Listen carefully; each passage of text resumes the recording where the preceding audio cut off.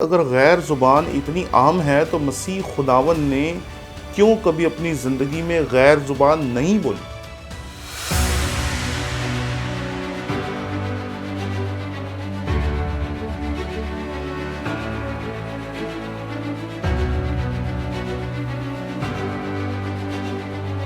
हमने आपके शौक़ की कदर करते हुए एक नया यूट्यूब चैनल शुरू किया जिसका नाम है टोनी विलियम ऑफिशियल। इस पे हमने कोशिश की कि अपने तमाम कोर्सेज़ जो पिछले 15 साल में हम पढ़ाते रहे हैं वो डाल सकें ताकि आप उससे बेहतर तौर पर सीख सकें। इसलिए आप जल्दी से जल्दी इस चैनल को जाकर सब्सक्राइब करें। जब इसके 1000 सब्सक्राइबर्स पूरे हो जाएंगे हम उसी दिन से इस पे अपने कोर्सेज़ डालना शुरू कर देंगे। इसलिए जल्दी करें ताकि हमारा टारगेट अचीव हो और हम इस पे अपने मटेरियल को डालना शुरू कर सकें।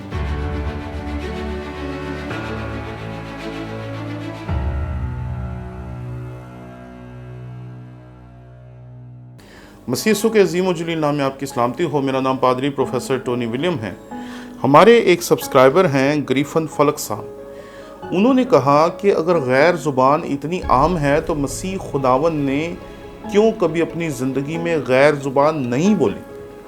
भाई बात समझने की। हम मसीह यीशु को कामिल खुदा और कामिल इंसान कहते हैं। जब आप उसे कामिल खुदा कहते हैं तो वो अलीम कुल हैं। वो इस कायनात की हर एक ज़ुबान जानता है, हर एक शख्स के दिल की हालत से वाकिफ़ है, दिलों और गुर्दों को जानने वाला है। इसलिए दुनिया की कोई ज़ुबान ऐसी नहीं है जो मसीह खुदावन ना जानता हो। इसलिए मसीह खुदावन के लिए कोई ज़ुबान भी गैर ज़ुबान नहीं होगी।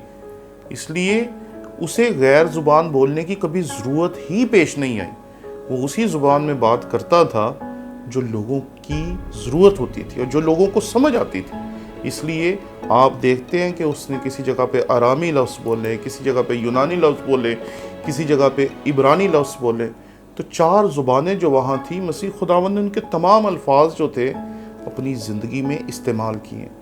और दूसरी बात कि मैंने आपके सामने ये हकीकत पेश की कि अगर आप कहते हैं कि गैर ज़ुबान हमें समझ नहीं आती, तो मैंने ये आपके सामने दरख्वास्त की थी कि हमने कौन सी दुनिया की तमाम ज़ुबानें सुन रखी हैं और तमाम ज़ुबानों से वाकिफ़ हैं कि हम किसी को जज कर सके कि ये जो ज़ुबान बोल रहा है ये इस दुनिया की ज़ुबान नहीं है। इसलिए हमें जजमेंटल नहीं होना चाहिए, लोगों की दुआओं को जज नहीं करना चाहिए बल्कि उनकी दुआओं के साथ आमीन करना चाहिए।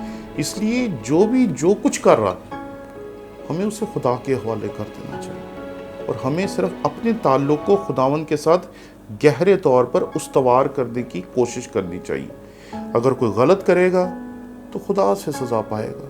उसको मुझे कहने की ज़रूरत नहीं है कि तू गलत कर रहा है। लेकिन अगर कोई ऐसी गलती करता है जिसका मैंने पहले भी तज़किरा किया था, अगर कोई गैर ज़ुबान सीखता है, जैसे माजी में कुछ गिरोह आए जिन्होंने लोगों को गैर ज़ुबान सिखानी शुरू की, तो हमने ऐसे गिरोहों को गलत करार दिया है। लेकिन अगर कोई कहता है कि मुझे खुदा ने ये ज़ुबान दी तो उसे बोलने दे कि खुदा उसे अगर उसके वसीले से बरकत दे रहा है तो ये उसका और खुदा का मसला है। इसमें हमें जजमेंटल नहीं होना चाहिए। शुक्रिया।